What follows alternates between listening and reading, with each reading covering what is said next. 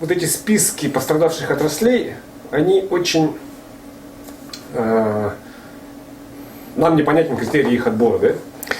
Ну, не то, что, по идее, действительно, вот эти списки, они же не просто так создавались, они, по идее, были созданы для того, чтобы можно было поддержать именно те отрасли, которые наиболее пострадали. Но мы видим то, что списки фактически созданы, но деньги-то еще никто не получил. То есть, насколько они эффективны, вот эти списки, на данный момент сказать сложно. Опять же, по тем заявленным, если смотрим мы мерам поддержки, это опять нужно будет с этих списков предпринимателям подходить, доказывать, что они пострадали, и потом через какое-то время они получат денежные средства. А денежные средства нужны всем предпринимателям сейчас. То есть, вот вы юрист, отрасль юридических услуг в этой ситуации, по логике чиновника, она пострадала или нет? По логике чиновника она не пострадала, потому что, ну, что юристам делать? Вот, ну, занимайся вот этими уведомлениями, допустим, опять же. Звоните, жаловаться. Жалуются, да. Клиентов больше стало. Да, у тебя больше клиентов, но мне, опять же, предприниматели звонят, и я им говорю, ну, давайте, может быть, там, допустим, заплатите. Они говорят, у нас нет денег, нам нечего платить за аренду, мне надо платить, допустим, своему работнику. Вот в чем вопрос. Да, если бы он получал, допустим, денежные средства, он бы работал, он бы сказал, ну хорошо, давай заключим договор, и мы будем разбираться со своим арендодателем там в последующем. И у меня есть там 4 месяца, чтобы там высудить что-нибудь или не высудить. А здесь у него денег нет. Ему надо решить вопрос в срочном порядке. Те денежные средства, которые у него, может быть, сейчас и остались, он будет думать о том, чтобы их, наоборот, сейчас сохранить, потому что он не знает, нас могут продлить на май. То есть, он заплатил мне сейчас, грубо говоря. А как он будет переживать май?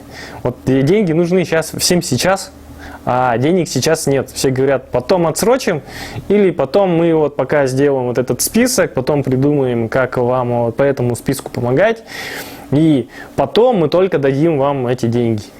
Но до этого потом просто многие могут не дожить, либо уменьшить свои бизнесы в разы. А те люди, которым они платить не могут, ну, значит, будут у нас безработными. Ну, то есть вот эта сумма 12 тысяч, сколько там с лишним, на каждого работника, зарегистрированного за предпринимателем, которого он в качестве наемного сотрудника содержит в эти месяцы, это вообще, ну это, давай согласитесь, что это вообще ни о чем. Да, ну и даже если будем смотреть, возьмем себя на место работника, поставим. Вот приходит ко мне босс и говорит, слушай, Иванов, я тебе буду платить 12 500, потому что мне там, допустим, вот Путин больше не дает. Работник говорит, ну у меня-то зарплата была 30 тысяч, плати мне 30 тысяч, или я там пойду на тебя жаловаться. Откуда взять вот этому предпринимателю еще 20 тысяч для того, чтобы ему, допустим, заплатить это? Конечно, есть и процент работников, которые поймут, но есть же и процент, которые будут требовать. А, допустим, та же мать одинокая скажет, а как я на эти 12 500 буду жить? Найди мне. Вот, или я буду жаловаться. А, соответственно, у нас что объявили о том, что вы должны сохранять работников каким-то образом, а в случае, если вы их будете увольнять, вы никакой помощи не получите. И вот как быть в этой ситуации работодателю? То есть он должен исполнять указ Путина, чтобы получить деньги, вот эти самые несчастные, да? Он не имеет права увольнять их. А вот. Если он их уволит, то он просто-напросто лишится возможности даже получать эти 12 500. И может еще и с трудовой ему прилететь, да? Конечно. То есть они скажут, что ты, получается, в такой сложный период не исполняешь указ этого. Вот такой нехороший уволил человека и не доплатил. А потом работник подаст исковое заявление и будет взыскивать.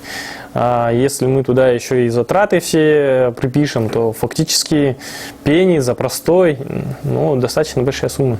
То есть на сегодняшний день 7 меры, которые мы перечисляем, кредиты беспроцентные не работают, налоги, еще подытоживаем, налоги, отсрочка по налогам, это отсроченная смерть, тоже не работает. Выплаты на работников, сотрудников по 12 тысяч мало и поздно. Списки отраслей, наиболее пострадавшие, вычленить сложно, потому что пострадали по большому счету все, да. кроме торговли. Кроме торговли продуктами. И там тоже, на самом деле, не так все просто, да? Ну и с другой стороны, даже если рассматривать, да, они действительно сейчас какой-то доход получали, особенно они получили достаточно большой доход, когда вот это началась у нас паника, и все просто побежали в магазины все скупать. Да. Но с другой стороны, если мы будем смотреть в общем разрезе, то, наверное, мы увидим о том, что и у них тоже покупательская, как бы, процент покупок снизился. Ну, скажем так, покупать стали крупу. Да, ну то есть рынок, да, все насытились и покупая только текущие. Так как говорил Потапенко, ключевая мобилизационная форма потребления, когда люди берут только самое основное. Продавцы тоже пострадали разные, например, там, не знаю, продавцы пострадали разные. Тот, кто торговал какими-нибудь круассанами, все, круассаны отменяются. Торговал каким-нибудь там хорошим мясом, все отказывается, едим тушенку дешевую. То есть, по сути, торговля тоже по-разному. Тоже да, возможно, в нынешнем разрезе то, что вот был скачок покупательской способности за счет как бы паники, активности, да, они еще более-менее, но если такое будет продолжаться еще месяц-два, ну, они увидят и там даже спад. То есть на сегодняшний день мы говорим о том, что фактически мы наблюдаем полумеры, которые в итоге ведут к отсроченной гибели. Так, по сути. Фактически так и получается, потому что сейчас весь бизнес в ожидании. Сначала мы жили в ожидании, вот сейчас вот эта неделя закончится, и тогда мы откроемся и будем работать. Еще неделю потерпеть можно. Потом объявили на месяц. Сейчас все уже ждут окончания апреля. Уже некоторые звонят и говорят, мы просто закрылись. Ладно, месяц еще, действительно, на каких-то там заначках можно продержаться. Но второй месяц продержаться на заначках, это намного сложнее. А если у нас и пойдет еще и третий, тут уж точно можно сказать, можно половину бизнеса просто закрыть. Единственное, что сейчас оптимально можно, это не градировать предпринимателей на более пострадавшие, не пострадавшие и выплачивать денежные средства, хотя бы по примеру Америки и, допустим, Германии, всему населению. То есть предприниматель заинтересован в том, чтобы платили?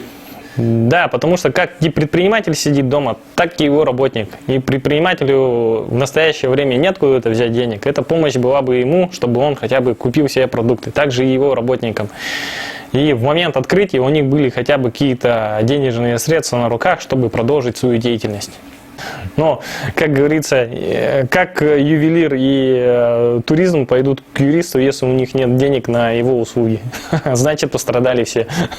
Бюджетникам, просто бюджетники, они получают деньги из бюджета. Они в этом результате фактически не понесли никаких уменьшения. То есть, если бюджетник получал 60 тысяч, он получает 60 тысяч. Единственное, что их могут ограничить, может быть, премию не дадут. Это тоже, конечно, плохой результат. Но если мы возьмем предпринимателей, то они не могут ниоткуда взять денег, потому что они сидят дома, их предприятие закрыто, и работник обязан сидеть дома. Поэтому, если до работника и предпринимателя дойдут денежные средства, то они легче будут восстановиться. И бюджетники, если получат дополнительный доход, они опять же смогут его влить в экономику, эти денежные средства, и тогда предпринимательство тоже быстрее восстановится. По налогам. По налогам. В этом году можно было бы освободить всех от налогов, потому что, опять же, мы не знаем, сколько это все продлится, и мы точно можем сейчас прогнозировать, что это продлится и на май месяц. А это 2 месяца в этом году. Тут можно декларировать одно. Будем надеяться, что митингов не будет, и мы переживем это с наименьшими потерями. Потому что если дойдет до митингов, как начнут развиваться события, здесь очень сложно предсказать и предугадать. Предприниматель же это, можно сказать, руководитель предприятия. За каждым руководителем стоят его работники. За каждым работником стоит семья. И если каждая семья недополучает, то это уже достаточно много. Плюс, если мы возьмем самозанятых. То есть достаточно большой пласт людей, которые сейчас остались без доходов. И вот они, если раньше как-то могли зарабатывать, то сейчас они не могут зарабатывать.